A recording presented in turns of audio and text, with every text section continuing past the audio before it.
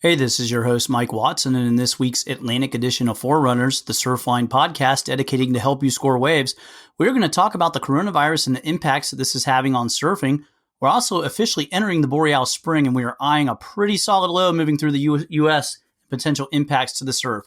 And if you're not already a premium member, go to surfline.com/Forerunners podcast for a free 15-day trial of Surfline Premium. At the top of the pod, lead forecasters Mike Watson and Kurt Corte, along with forecaster Rob Mitzdifer, break down latest updates on how coronavirus is impacting surfing. At around 15 minutes, Rob Mitzdifer talks about the surf outlook for Florida, including the Gulf Coast and the surf along the southeast U.S.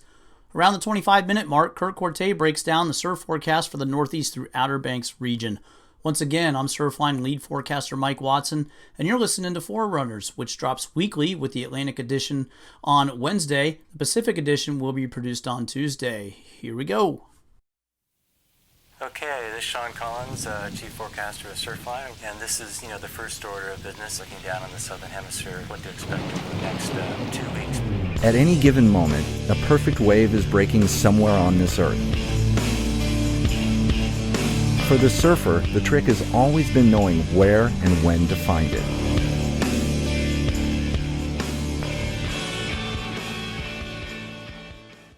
Hey, and I'm joined today with Rob Mitzdifer and Kurt Corte on the Outer Banks on today's version of Forerunners. And how you doing today, guys?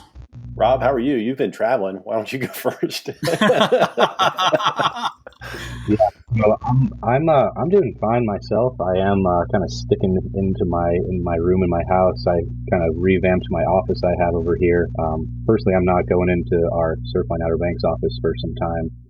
Just taking all the precautions necessary. And yeah, Watson, you did mention I was just traveling. I took a snowboard trip out to Utah, and everything was pretty normal out there until Saturday when all of the resorts decided it was time to close. So basically, I got my trip a little bit cut in half. Not the end of the world, especially compared to what some people are dealing with across the world right now. But it was really interesting to see things unfold out there. And personally, I love snowboarding, and it was kind of a bummer to get that trip cut short. But like I said, there's a lot of worse things that could be happening. And you came back to waves too. You got here a day early. So yeah, I came back a day early, and yesterday was actually super fun surf here in the Outer Banks. Kind of our money zone of swell. I think I checked the buoys yesterday evening. We still had around 4 feet at 8 seconds of east-northeast swell. That short period energy is really perfect. And I'm not going to lie, it was special yesterday surfing. It definitely kind of grounded me back to, this is what I really like to do. And I really hope we can continue to do that over the next few weeks and months. Yeah, Mike, I think we talked about this a little bit. Yesterday was kind of interesting here because when I got out of the water, I was talking to my friend here, Matt Walker, who used to write for Surfing Magazine back in the day and everything. And it's like, yeah, I heard they're closing the bridge at 2. If you're not familiar with Dare County or the Outer Banks, you basically need a bridge to get here. And they were restricting visitor access to Dare County starting yesterday at 2 p.m. So kind of while I was out in the water, this kind of went down. And so pretty much you either need to be a resident or a property owner, some sort of business owner to access the Outer Banks now. So and who knows how long that's going to last. So and we're seeing this in a lot of areas, and we're scrambling to find info by the minute. It seems, especially like you mentioned, Rob. It seems like everything really started to start to see closures and things like that kick into gear over the weekend, and especially through the middle of this week. In fact, down in Puerto Rico now, it is now illegal to go to the beach or surfing through March 30th. That's the official word we got out of there. And they have penalties, a $5,000 fine and or 6 months in jail. So down there, they're following really strict messaging. And basically that's what we're following, all of us. We've closed our Huntington Beach office. Everyone's working from home. I've already worked from home for many years. So, I'm here and basically following that CDC messaging of social distancing and avoiding any unnecessary travel.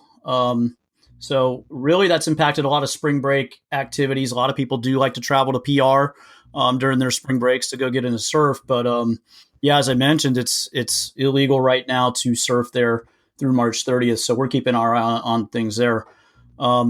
And to bring it down here in Florida, my location, at the state level right now, the info we have from our governor, Ron DeSantis, is we're limited to groups of 10 people, 6 feet apart. That's the state guideline right now to keep that CDC messaging of social distancing. Obviously, the beaches down here are a huge spring break draw and tourism. This is pretty much our peak season. So there are people here. My kids are on spring break and what have you. So locally, you could see some further restrictions. We're seeing that many of the South Florida public beaches are closed right now. Can vary from municipality to municipality, though. So you're just going to have to check into your latest thing. I mean, this stuff is changing by the minute. Locally here, for instance, in Satellite Beach, they're following state guidelines. And I expect to see a couple more municipalities following what the state guidelines are of that. Limit groups of 10 and 6 feet apart. I saw a release from Satellite Beach Police that they will be on the beach enforcing that as well. So basic news is spread out. We get a lot of questions about surfing. Is it safe to surf? Again, the CDC message of social distancing. Some areas that's easier to do. Along the south beaches of Brevard, we can have large empty stretches of beaches with nobody on them. So we can still find some time to get out and surf. But yeah, that's the news down here, and we're trying to keep track of things as best we can on that. And at the end of the day, we're here to still look at the surf for a variety of reasons as well. So. On that note, anything else you guys have noticed? One thing I kind of noticed going to the store is I started thinking about like, how is my store compared to like hurricane preparation? You guys have any interesting things you saw or compared to that? We're both in areas that are highly prone to hurricanes, and we've all done the fire drill several times over the last couple seasons. So, what have you guys seen? Some of the differences. Yeah, I mean, I think it's pretty darn similar, honestly. Here in the Outer Banks, I mean, I've lived here for 3 years now, and the past 2 seasons I've had to evacuate, and people take that pretty seriously, just like this scenario. And Kurt, I know you've been here, several years more than me, but it's kind of a similar thing in the grocery stores. People are, a lot of the shelves were kind of empty when I went into the local food line yesterday. But Kurt, I'm sure you can elaborate that a little more based on your experience. Yeah, if you need some toilet paper, I have some. So I didn't hoard it or anything like that. I actually bought a normal amount, like a week or so ago. A normal amount for me. I don't know what a normal amount of toilet paper is, I guess. But 4 squares, Kurt. 4 squares. That's right. I guess if you're a mitter, Yes. Can get a little busy over there in the Corte household. Yeah, well, we have septic here, so we try not to stuff too much down there. Absolutely, yeah. We're likewise. I tell the kids, boy, don't put anything down there. That backs up, we're in trouble. Yeah. Mike as a plumber is a funny thought. Yeah. Hey, I've had to do that. I had in one of those hurricanes, Matthew here flooded us so bad it did. My septic was completely flooded, and I had to get out and play plumber, and it wasn't fun. The 5-gallon bucket broke out. Let's just put it that way. Oh wow! Picture you kind of either are you more Mario or Luigi kind of? You think? Well, I don't know, man. I'm used to it because when we go fishing, that's what you use. But let me tell you, the wife had it was a little bit of a different perspective for her. Tell you what, man. After hiking the Inca Trail, it just doesn't bother me anymore. Yeah. To be honest. Back to the topic here. I mean, it does have that feel of kind of an evacuation because, visitors are not around, but this is different with, the restaurants kind of still being open, but, for here, we're not, no one's basically allowed to dine in. So you either have to do, to-go orders or get it delivered, which is weird. The Outer Banks is, a big tourism based industry, and you have a lot of people that are waiters or bartenders or in the food service industry, and basically they're unemployed at this point. So and we don't really know how long. So I know the state's working with some of the local counties and stuff to work through that. So I guess it's just the uncertainty, with a hurricane, you kind of, especially the three of us, I mean, you kind of have a good idea what's going on, Yeah. like, and you know that, the hurricane comes and then it goes. Whereas this, it's like, I don't have any frame of reference, or experience to really know what to expect. I don't think anybody does. So, No. so it's that aspect of it is really, I don't know. It's a challenge, I guess. Right. It's this unknown. There's the unknown of what is going to happen next, and versus a hurricane, we can track it and watch it through satellite, and we can't really watch a virus through satellite images or what have you.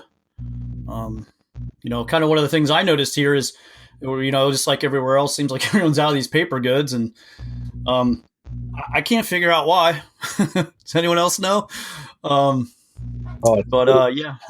it's fully psychological. Whether or not probably not, but if it makes you feel better, well, people are going to do that, So it's definitely a psychological thing.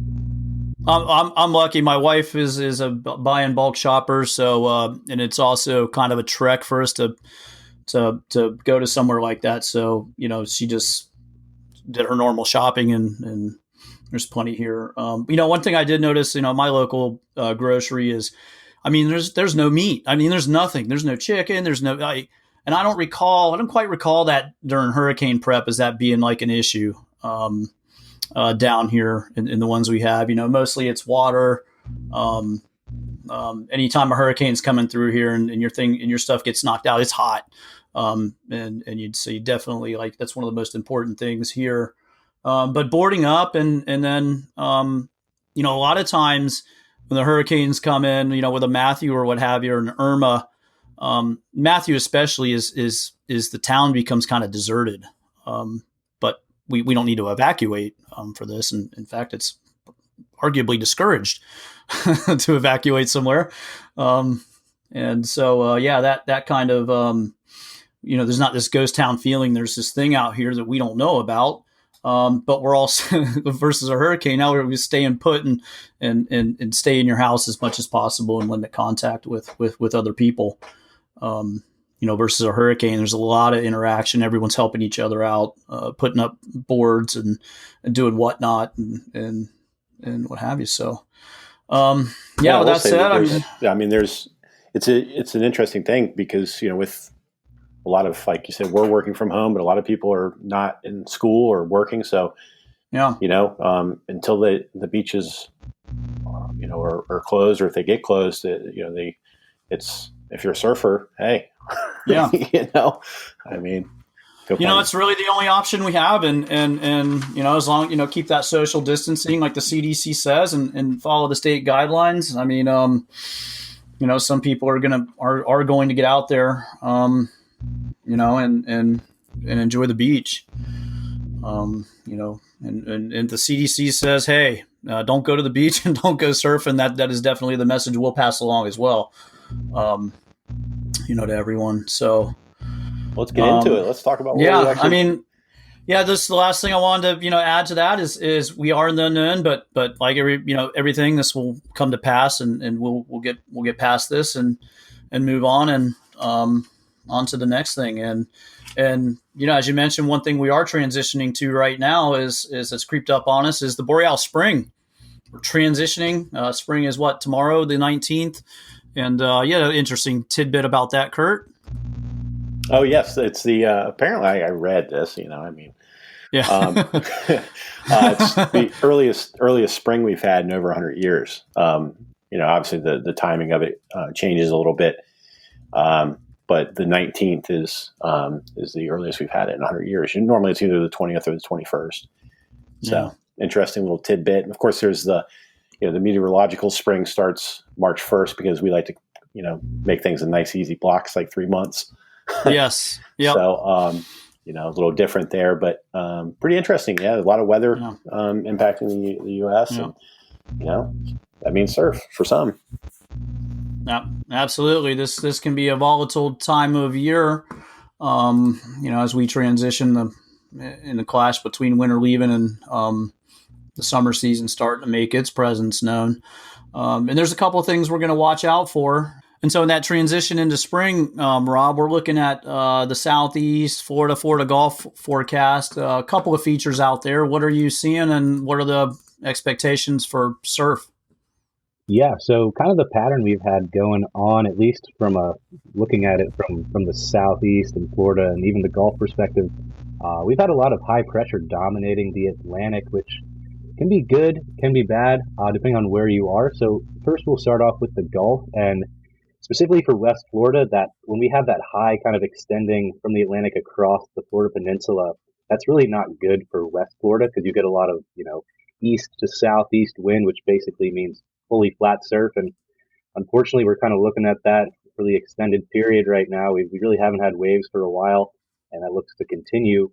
That being said, moving a little bit further north into the Panhandle, they can benefit from those east to southeast winds, like we're going to see moving into the rest of the week. So Thursday, Friday, Saturday, we're going to see a little bit of an uptick in southerly wind swell, and this isn't going to be pumping surf, but in this type of pattern, there's going to be enough wind over the eastern Gulf to bump up a little bit of knee to waist high surf in the Panhandle. Local winds look fairly light, at least along the coast in the mornings, that Friday, Saturday timeframe. So that's what I would look at if you're in the Gulf. Again, nothing crazy, some up to waist high surf. And, with all the other things going on, if you can get out there, I surfed yesterday and I feel like it was really beneficial for me. So if you can get out, definitely try it. So And let me ask you, Rob, if I'm a surfer in the Panhandle and I want to really kind of target a window, what do you think's looking like the best bet? I think Friday morning or Saturday morning are both going to be your best kind of windows over the next several days. Again, that wind swell is going to be pretty short period, and what I mean by that is swell periods in the 5 to 7 second range, which really isn't that impressive. That's going to be kind of on the weak side of things, but definitely enough to get one of those bigger floaty boards out in the lineup, and take advantage of the surf if you can. Yeah, absolutely. We see those lower periods, and I'll mention it quite a bit is anything, generally below 6 seconds.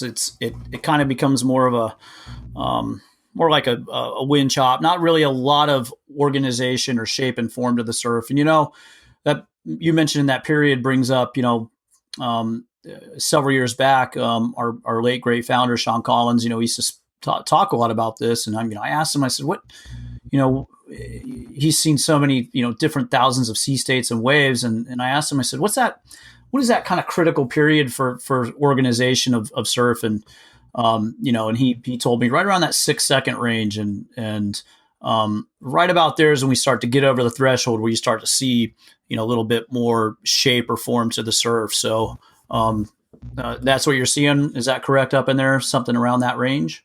Oh, I would totally agree. Here in the Outer Banks, at least, we see a lot of those short period wind swell events. And if I see buoy readings around 3 feet at 5 seconds, I'm not that stoked. If I see 3 feet at 7 seconds, I can kind of be excited right there. So yeah, once you get 6+, that's when you start to get enough energy to really push someone. Yeah.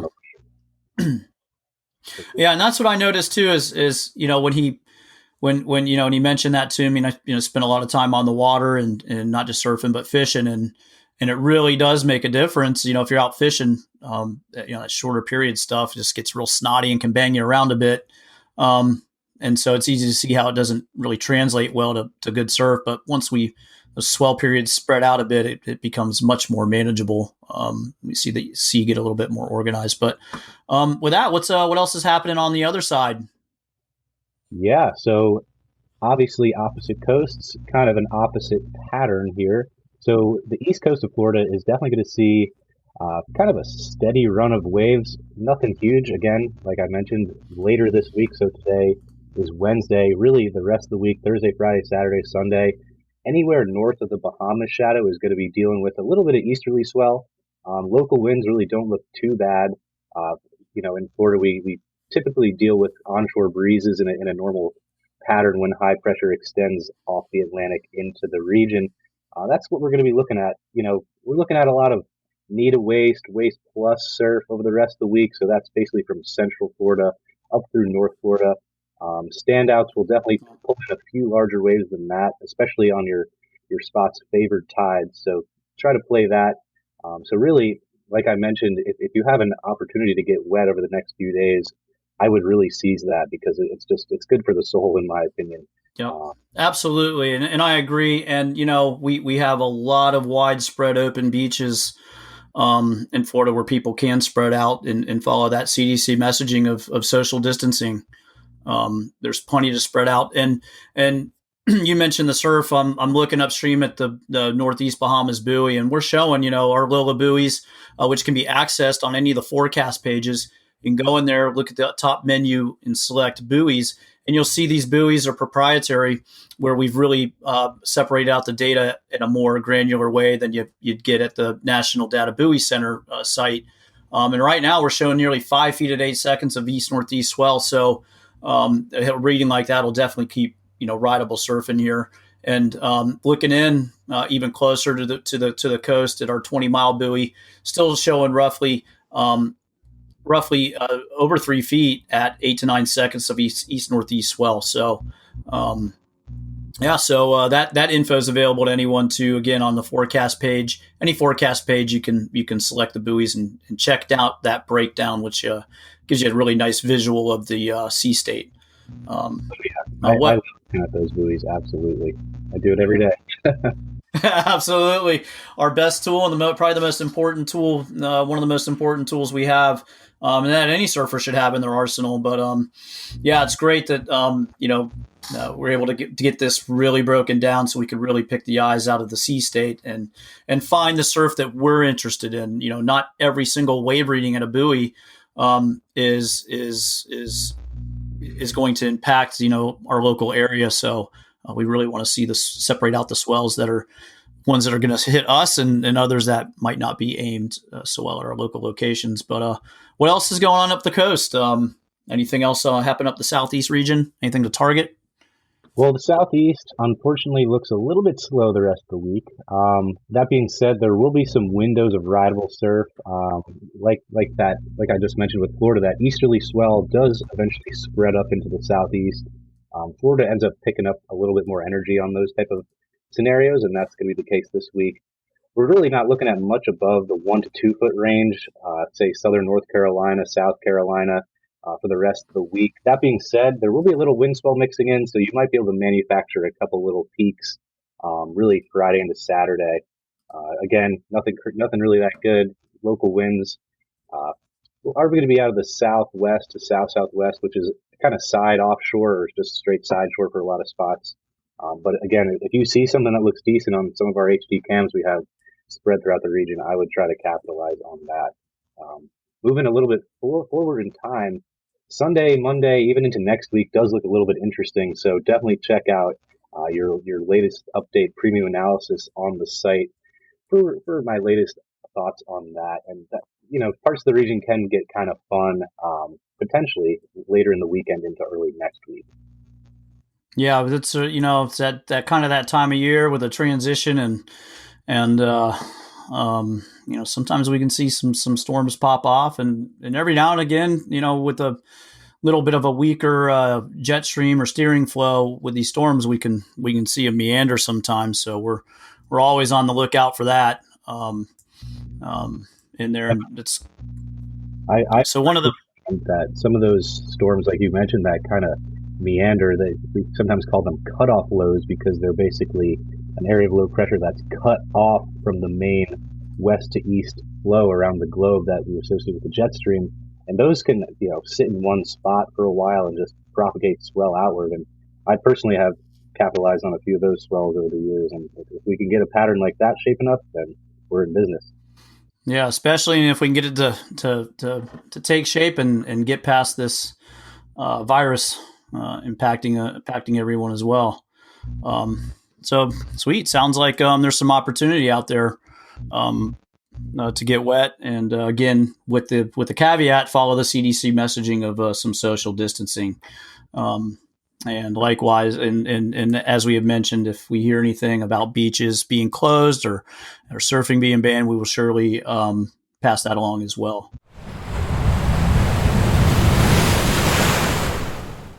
Well, with that said, there's even more surf potential up in the Northeast region. What are you got? Any thoughts there, Kurt? Like, what are we looking at? We're going to see anything fun worth targeting? Again, if with the caveat of maintaining that social distancing, how's the surf looking?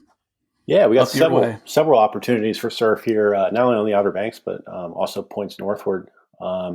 Got a frontal system that moved through here overnight. We got onshore winds today, but that's going to lift back north as a warm front as we head into Thursday, and our winds are going to turn more out of the southwest. So we should see a little cleanup. Not going to be as big as that event that we saw yesterday on Tuesday, the 17th.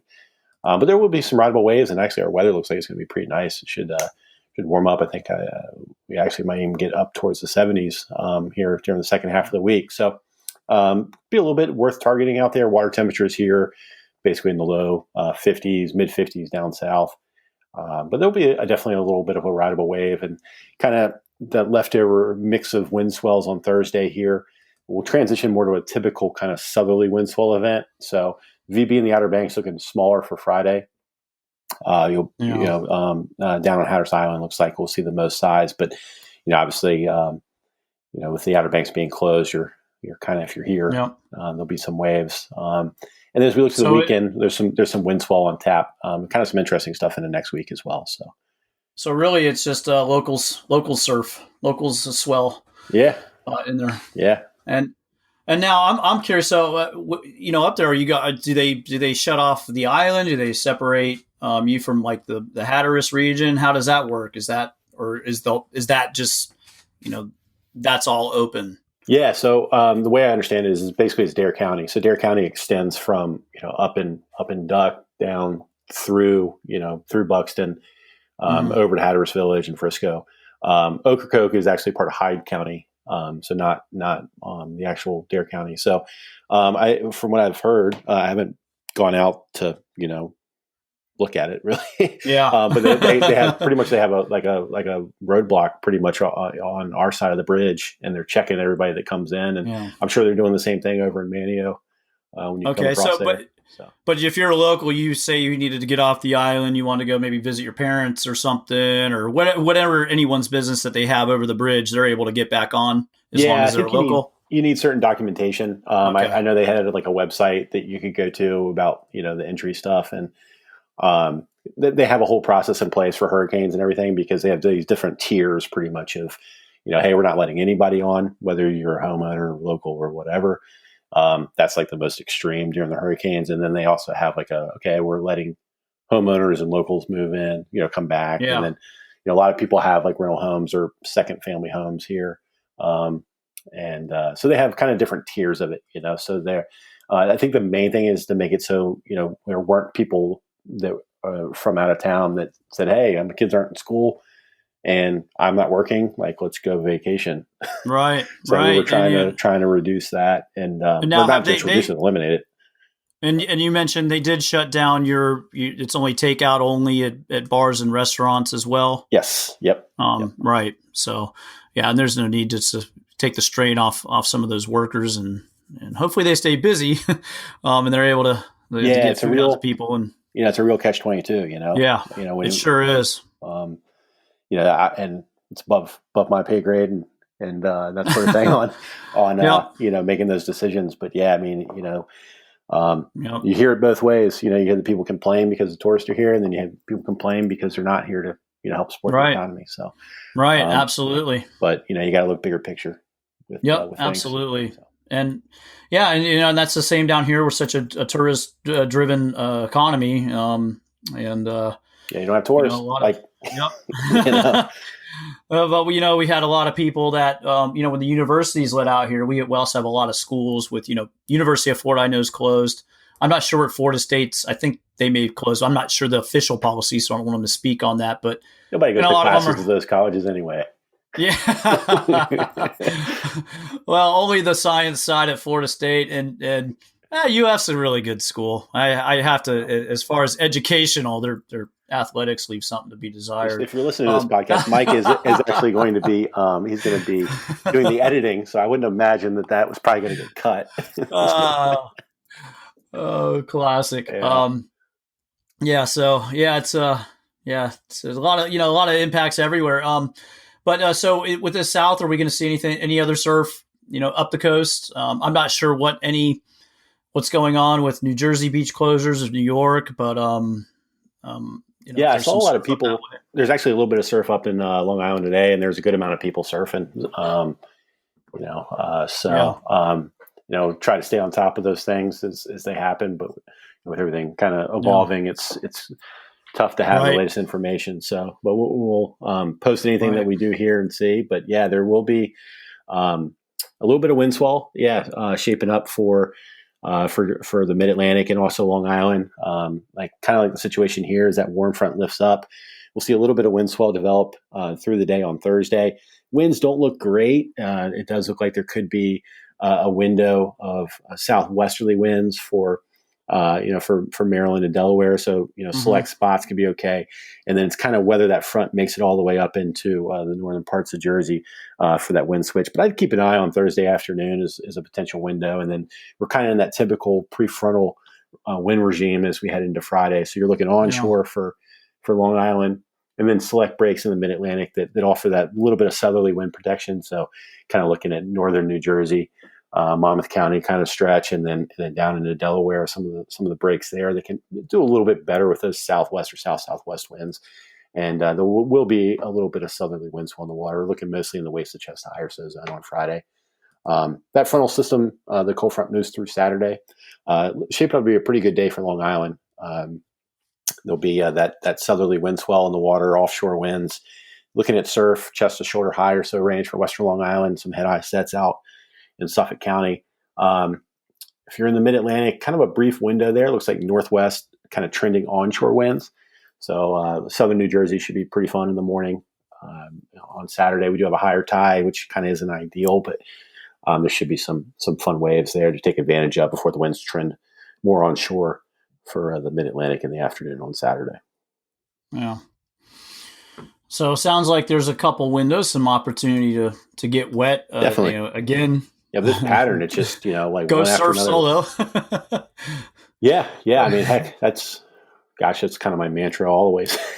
Exactly. Yep. I mean, it's I know you were chatting earlier about down by you how there's a lot of options and you can spread out, and that's certainly the case here. It's you find yourself surfing with 5 or more people, it's your own fault.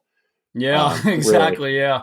I am. I'm very fortunate to live in an area where I hop in my golf cart. I go across the street to the beach, and I won't run into anybody. And we got several options of sandbars. Well, we did until all the beach renourishment has moved things around. But I'm still waiting for my yeah. invite. So yep.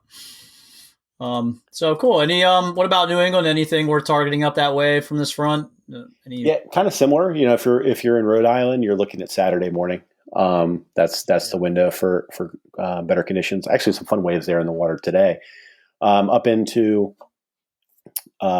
Cape Cod. Cape Cod actually looks like it could be pretty fun on Friday. We'll have kind of some mixed direction wind swell, and those winds trending more southwest to southwest ahead of that front. So there should be some pretty fun waves for Cape Cod Friday. That would be the day I target there. And then up into the Gulf of Maine, not the best directed wind swell, especially as we head, later on as it kind of transitions more out of that straight south. So for New Hampshire and Maine, I'd be looking at Friday as well as the day. And there'll be some leftover Saturday morning, but nothing too crazy.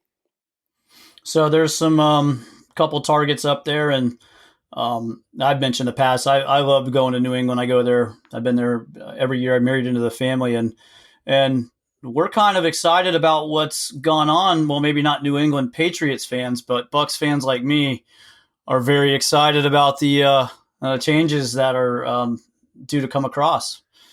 Yeah, I know. I know you've been an adamant Jameis Winston supporter since day one. The Seminole in you would not allow that to. Oh man, yeah, I really. Look. He went to Florida State. Everyone knows. I'm a huge Florida State fan. I've since I was a kid went to school there. And yeah, he brought a national championship to the school. But man, as a pro, you can't throw 30 interceptions. And we're excited. A lot of Bucks fans are excited about this move. And I'm really especially excited. Having married the New England family, I've watched Tom Brady play almost every game over the years. I've been to several, so I'm excited to see what happens. And I think nice little distraction from everything going on. And what, New England doesn't have anything to be disappointed about, do they, Kurt? No, they certainly don't. I'm a Redskins fan, so whatever. You're stuck. That's what I said. I'm a Bucks fan, and outside of our Super Bowl back in the 2002, it's been it's just been pretty bleak, and so it gives us a little bit of excitement and something to keep our minds off things and something to look after. So if I was Tom Brady, what I'd say, look, I'll come and I'll play, but we got to bring back the creamsicle. That's the only way I'm doing it. Absolutely. That would be great. They need to change that uniform that they introduced several years back is terrible. Yeah. Yeah. So hopefully that's the first thing he'll do is get in there and change that uniform around. I understand. I remember when I played football, when I was at UVA, I told them all the time, I was like, man, because UVA had these really ugly orange uniforms back in the 80s. And I was like, man, we got to bring those things back. I was like, bring them back. Yeah, that's the one we need right there. And then, 10 years later, Oregon started doing all the different uniform changes, and everybody started to do retro jerseys and all this kind of stuff. And I was like, man, I'm ahead of the curve. Can I say? You're there, forward thinking. That's right. That's me. Speaking of forward thinking, there actually is a couple things on the radar for next week for surf. So definitely a good pattern for maybe not massive surf, but definitely every man kind of thing. So stay tuned.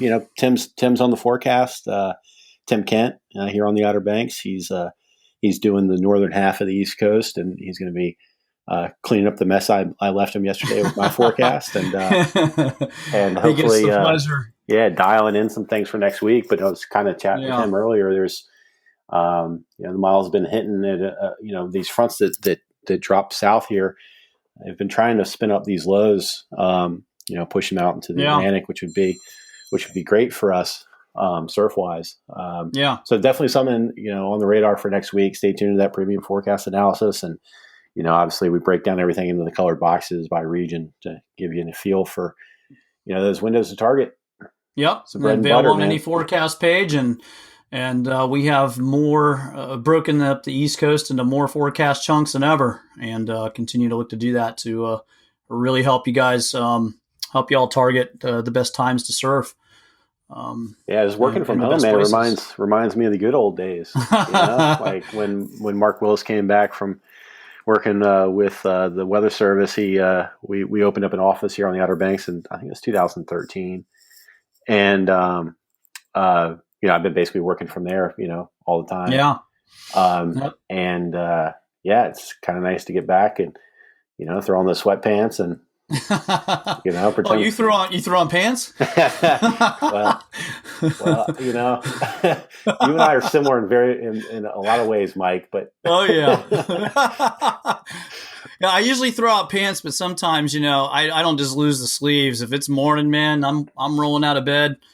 I just roll right up the stairs and I have pants on, but I'm really happy for you, Mike. I don't want to give you that visual. No.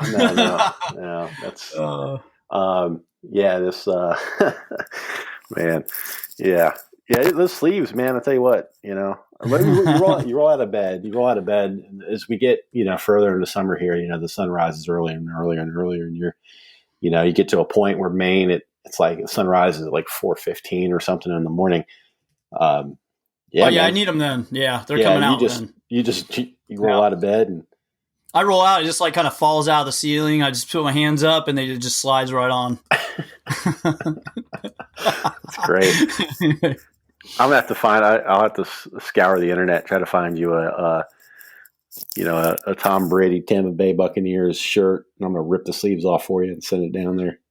Sweet. You got anything else, Mike? Any other questions for me? No, I think we're good to go there. I think I'm dialed in, and thanks for all the info. Definitely happy to share it.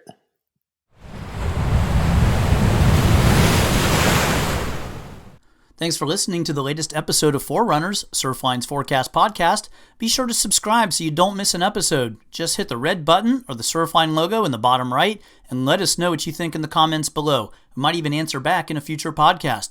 For more detailed information on the surf at your local break, be sure to head to surfline.com for the full premium forecast analysis.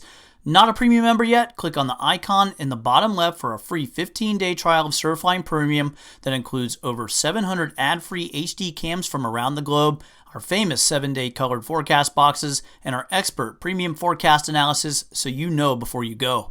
Thanks again for listening.